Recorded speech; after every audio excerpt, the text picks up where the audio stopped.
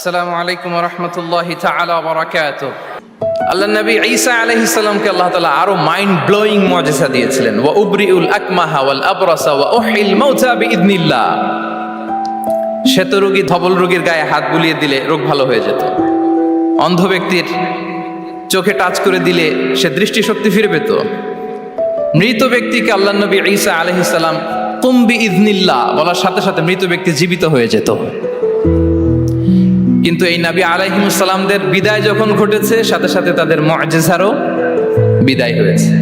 কিন্তু বিশ্বনবী সাল্লাল্লাহু আলাইহি ওয়াসাল্লামের উপর নাজিল হওয়া এই মহাবিশ্বের মহাবিশ্বয় মহাগ্রন্থ আল কোরআন, আল্লাহ নবী ইন্তেকাল করেছেন, তিনি আমাদের থেকে বিদায় নিয়েছেন। কিন্তু কোরআন কি বিদায় নিয়েছে? আওয়াজ করে সবাই বলতে হবে, কোরআন কি বিদায় নিয়েছে? কিয়ামত পর্যন্ত থাকবে।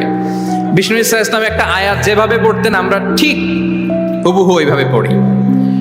বিষ্ণু ইসা ইসলাম একটা শব্দ ১৫০০ বছর আগে যেভাবে উচ্চারণ করতেন আমরা ঠিক ওইভাবে করি। এখানে অনেক কারীরা সুন্দর কণ্ঠে কোরআন তেলাওয়াত করেছে না? বিষ্ণু ইসা ইসলাম যেমনটা করেছেন তারাও ঠিক তেমনটা করেছে। বিষ্ণুনবী যে অক্ষরের উপর জবর দিয়ে পড়েছেন আমরা জবর দিয়ে পড়ি, জেড দিয়ে পড়েছেন জেড দিয়ে পড়ি। কিয়ামত পর্যন্ত অবিকৃত অবস্থায় এই কোরআনটা থাকবে। তাই কোরআনটা হচ্ছে টাইমলেস মিরাকেল, চিরন্তন মুআজিজা। নাও দ্য কোশ্চেন অ্যারাইজেস, কেন আমাদের এই কোরআন দরকার? একটু ফিলোসফিক্যাল কথাবার্তা বলি যে এই রেভেলেশনের দরকার কি, কেন আমাদের লাগবে এই কোরআন? কোরআন ছাড়া কি পৃথিবীর সব সমস্যার সমাধান হাজির করা সম্ভব না? এই পৃথিবীর সায়েন্টিস্টরা, ফিলোসোফাররা, জ্ঞানী ব্যক্তিরা অনেক সমস্যার সমাধান করেছে, কিন্তু সব সমস্যার সমাধান হাজির করতে পারে নি। এজন্য আল্লাহ তাআলা যুগে যুগে নবীদের মাধ্যমে আসমানি কিতাব পাঠিয়েছেন, গাইডেন্স পাঠিয়েছেন, রেভেলেশন পাঠিয়েছেন। এবং আল্লাহ তাআলার পাঠানো যত রেভেলেশন গাইডেন্স এই পৃথিবীতে এসেছে সেগুলো সবচেয়ে লেটেস্ট ভার্সন হচ্ছে কোরআন। সবচেয়ে লেটেস্ট ভার্সন হচ্ছে কোরআন। আচ্ছা, আমরা যদি একটু খুঁজে দেখি যে কোরআন ছাড়া আমরা কি বুঝতে পারতাম না, আমরা যদি একটু প্রশ্ন করি, কোরআন ছাড়া যেটা আমরা বুঝতে পারতাম না সেটা হচ্ছে ওয়াননেস অফ গড, স্রষ্টা যে একজন, এটা আমরা বুঝতে পারতাম না, ক্লিয়ারলি বুঝতে পারতাম না। কেউ হয়তো ভাবতাম দুইজন তিনজন। আর যারা বুঝতে পারতো যে না, এই মহাবিশ্বের একজন নিয়ন্ত্রক থাকতে হবে, একজন কন্ট্রোলার থাকতে হবে, তারাও ওই গডের ফিচার কি, পরিচয় কি, ইন ডিটেইল তারা বুঝতে পারতো না। দেখেন, এত রেভেলেশন, এত আসমানি কিতাব আসার পরও এখনো অনেক মানুষ সূর্যের পূজা করে, চন্দ্রের পূজা করে, আগুনের পূজা করে না? কথা বলেন, করে না? করে। সূর্যকে পূজা করার অনেক রিজন ছিল। আমি ভেবে দেখেছি যে সূর্যকে মানুষ কেন পূজা করতে, এর কারণ বাহ্যিক দৃষ্টিতে সূর্যই সবচেয়ে শক্তিশালী। সূর্যের চেয়ে শক্তিশালী কিছু আর পৃথিবীতে দেখা যায় না। আর সূর্যের আলো ছাড়া পৃথিবীতে কেউ বাঁচেও না। মানুষের যে হার্ট অ্যাটাক করে, স্ট্রোক করে, বা আমাদের মুরব্বীদের অনেকের যে পায়ে ব্যথা, কোমরে ব্যথা, এটা কিন্তু রাতে বেশি হয়, জানেন? রাতের সাথে রোগের একটা সম্পর্ক আছে। এর কারণ রাতের বেলায় সূর্যের আলো নাই, ফলে মানুষ অসুস্থ হয় বেশি। এই কারণে প্রাচীনকাল থেকে মানুষ সূর্যের পূজা করত। আল্লাহ নবী ইব্রাহিম আলাইহিস সালাম, উনিও প্রথমে ভেবেছিলেন তারাই কি আমার রব, চাঁদই কি আমার রব, সূর্যই কি আমার রব। ভাবতে ভাবতে তিনি মহাসত্যের সন্ধান পেয়েছেন। তো এটা আমরা উদ্ধার করতে পারতাম না যে আসলে আমাদের স্রষ্টা কে। আর আমাদের মধ্যে যারা চিন্তাশীল তারা হয়তো আমরা ভেবে একটা কুল কিনারা করতে পারতাম যে না, একজন স্রষ্টা থাকতেই হয়, না থাকলে কেমন করে হয়, কেউ না কেউ আছেন। কিন্তু তিনি যে ক্ষমাশীল, অনেক পাপ করে ক্ষমা চাইলে যে তিনি ক্ষমা করে দেয়, এটা আমাদের জানা থাকতো না, ঠিক কিনা? তিনি যে মহাজ্ঞানী, মনে মনেও যেটা ভাবি এটা উনি ধরে ফেলেন, এটা আমরা বুঝতাম না। ৯৯টা সুন্দর সুন্দর নাম দিয়ে আল্লাহ তাআলা তার পরিচয় দিয়েছেন, এত ডিটেইল, এত নিখুঁত, এত জোরালো ভাবে। ওয়াননেস অফ গডের যে কনসেপ্ট, এটা রেভেলেশন না আসলে, কোরআনিক গাইডেন্স না আসলে আমরা বুঝতে পারতাম না। আর আমরা কি বুঝতে পারতাম না? আমাদের এই পৃথিবীতে আসার কারণ কি, আমাদের পারপাস অফ লাইফ কি, এটা আমরা উদ্ধার করতে পারতাম না। ভবঘুরের মতো ঘুরে বেড়াতাম, খেতাম, কাজ করতাম, পৃথিবী আবাদ করতাম, ডেভেলপমেন্ট হতো, উন্নতি হতো, কিন্তু আসলে পারপাস অফ লাইফ কি এটা আমরা উদ্ধার করতে পারতাম না। কোরআন এটা আমাদেরকে ক্লিয়ার করেছে, ওমা খালাকাতুল জিন্না ওয়াল ইনসা ইল্লা লিয়াবুদুন। আমাদের পারপাস অফ লাইফ হচ্ছে slavery. We all are the slave of Allah. দাসত্বের জন্য আমরা তৈরি হয়েছি। আর most interestingly life after death, এটার ব্যাপারে আমাদের ক্লিয়ার কাট কোনো ধারণা থাকতো না। এই যে আমরা এখন বাই সিকোয়েন্স জানি যে আমরা মারা যাব, এরপরে কবরের আযাব, এরপরে আল্লাহর সুপ্রিম কোর্টের কাঠ গড়ায় আমাদেরকে দাঁড়াতে হবে, এরপরে হয় জান্নাত নয় জাহান্নাম, এবং সেটা আজীবন চিরকালের জন্য। In detail life after death সম্পর্কে আমাদের নিজেরা চিন্তা গবেষণা রিসার্চ করে কি এটা জানা সম্ভব ছিল? বলেন, কথা বলেন, কথা বলেন। জানা সম্ভব ছিল না। কোরআন মৃত্যুর পরের জীবনকে নিশ্চিত করেছে। এবং এই যে লাইফ আফটার ডেথ, মৃত্যুর পরের জীবন আসলে আমাদেরকে হোপফুল করে, আশাবাদী করে। কারণ আমরা বিশ্বাস করি আমাদের হারানোর কিছু নাই। আমরা যদি কাউকে হারাই সাময়িক কষ্ট পাই, কিন্তু আমরা জানি আমাদের আবার দেখা হবে। এই যে আমরা কিছুদিন আগে আমাদের প্রিয় আল্লামাকে হারিয়েছি, ঠিক কিনা? কিন্তু আমরা এই ভেবে বুকে আশা বেঁধে রাখি যে আমরা এই দুনিয়াতে তাকে মিস করেছি, কিয়ামতের ময়দানে আল্লাহর জান্নাতে এই কোরআনের বুলবুলির কণ্ঠে আমরা আবার কোরআন শুনতে পাবো। সাময়িক বিচ্ছেদের কিছু তো নাই। আমার আব্বাকে হারিয়েছি, আম্মাকে হারিয়েছি, বন্ধুকে হারিয়েছি, টিচারকে হারিয়েছি, আমি পাবো, তাদেরকে পাবো, হারাচ্ছি না। এই বিচ্ছেদ সাময়িক।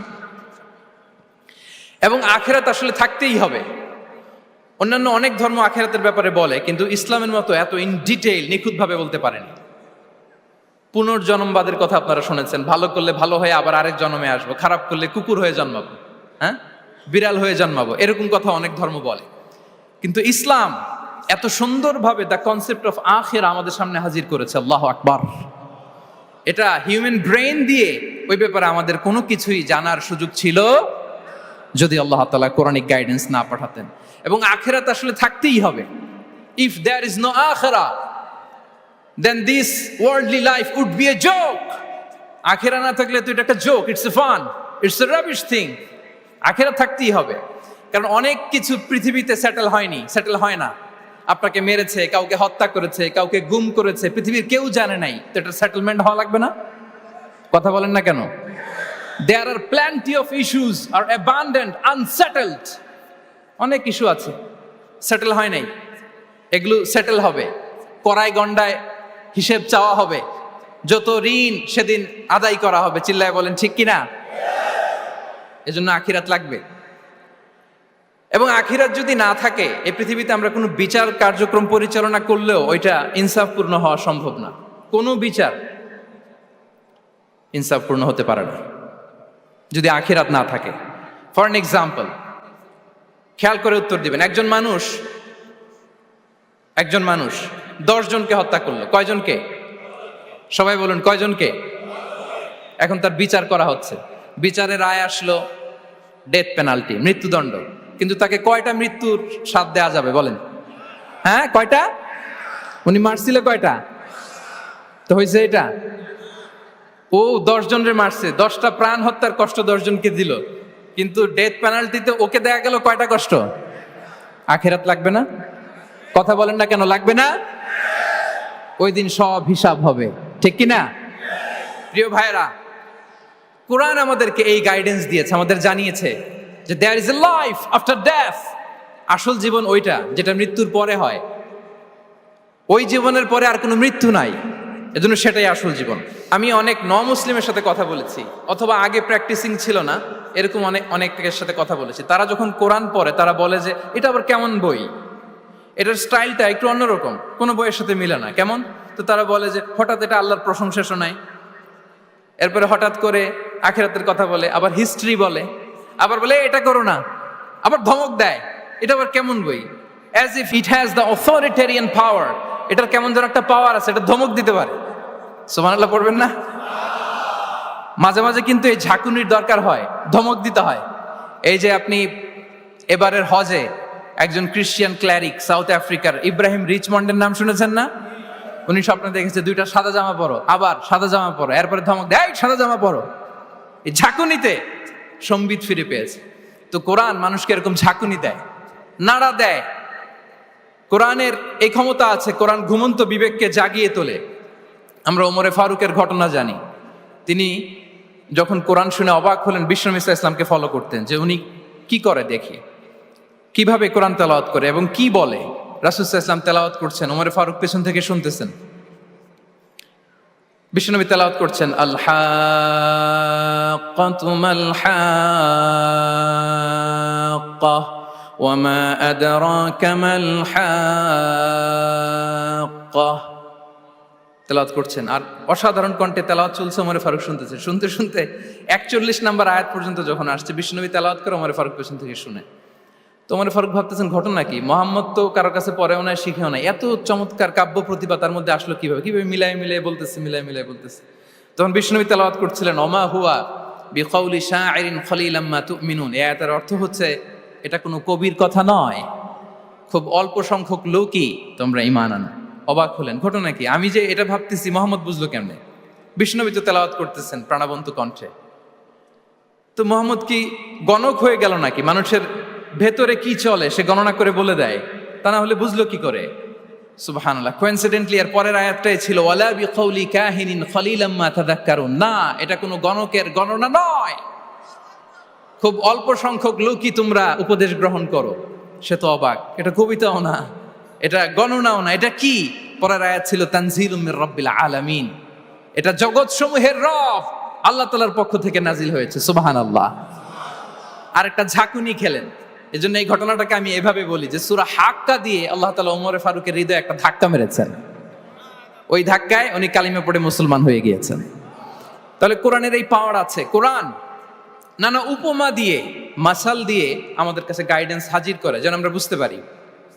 মাঝে মাঝে কনভারসেশন দিয়ে গাইডেন্স হাজির করে। আপনারা সাইয়েদনা ইব্রাহিম আলাইহিস সালামের ঘটনা জানেন।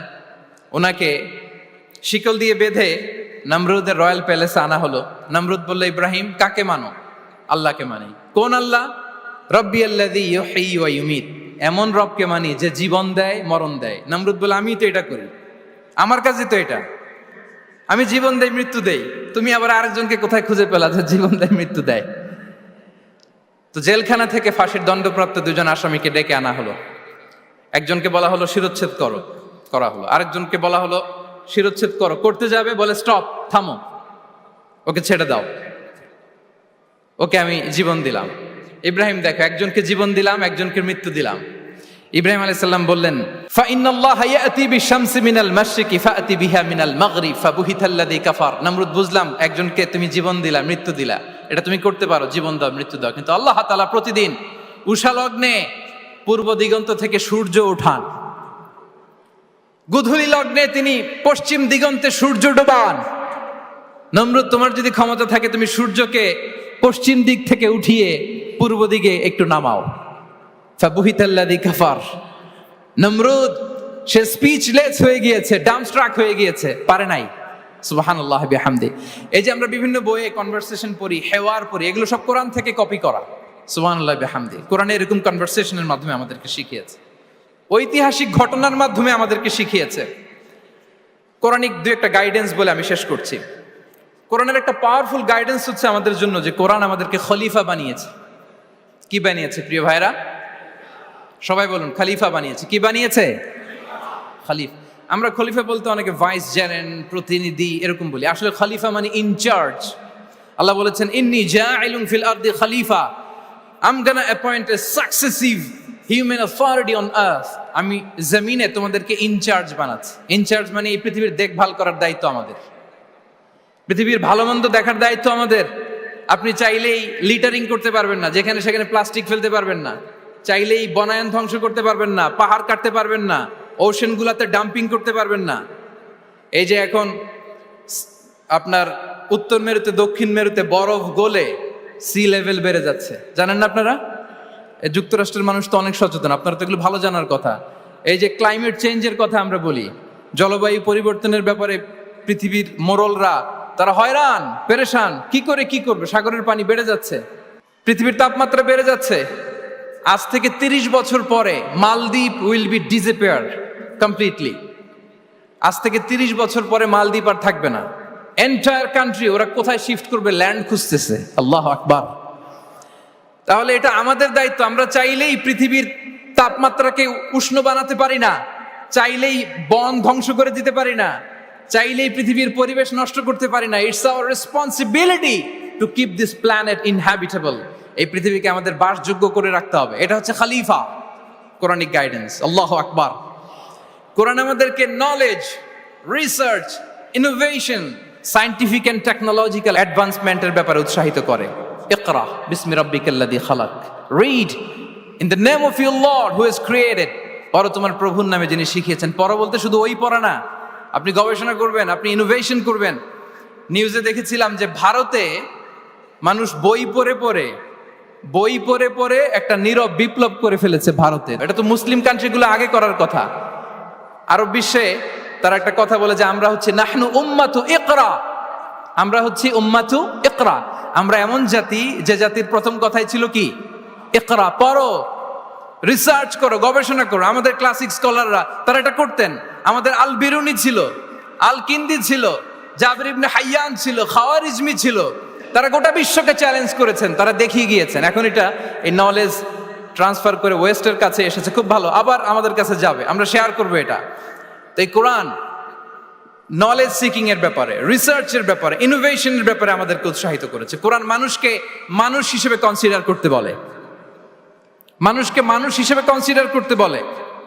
কোরআন বলে মানুষে মানুষে ভাই ভাই।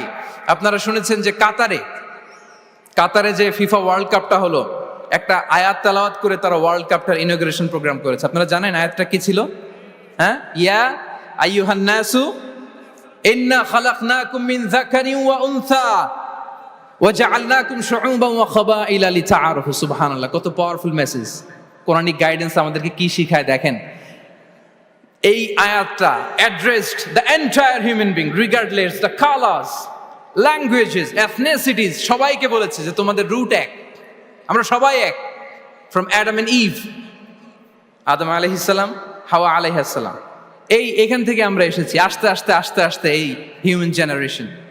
তো কোরআন আমাদেরকে মানুষে ভাই হিসেবে কনসিডার করতে বলে। সম্মানিত ভাইরা, সর্বশেষ কথা হচ্ছে কোরআন যে গাইডেন্স আমাদের জন্য হাজির করে, এটা হচ্ছে the most upright guidance, the straight forward guidance.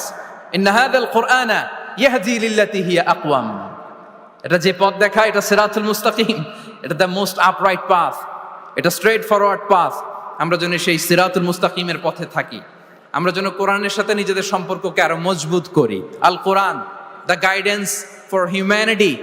এই কনভেনশন তখনই সার্থক হবে যখন আমরা শপথ নিতে পারবো যে আমরা কোরআনের সাথে সম্পর্ক, অ্যাটাচমেন্ট, এটা আরো গভীর থেকে গভীরতর করব। কারণ কোরআন আমাদেরকে শুদ্ধাচার শিখায়, এটা হচ্ছে লাইফ ম্যানুয়াল। কোরআন আমাদেরকে সঠিক জীবন দর্শন শিখায়।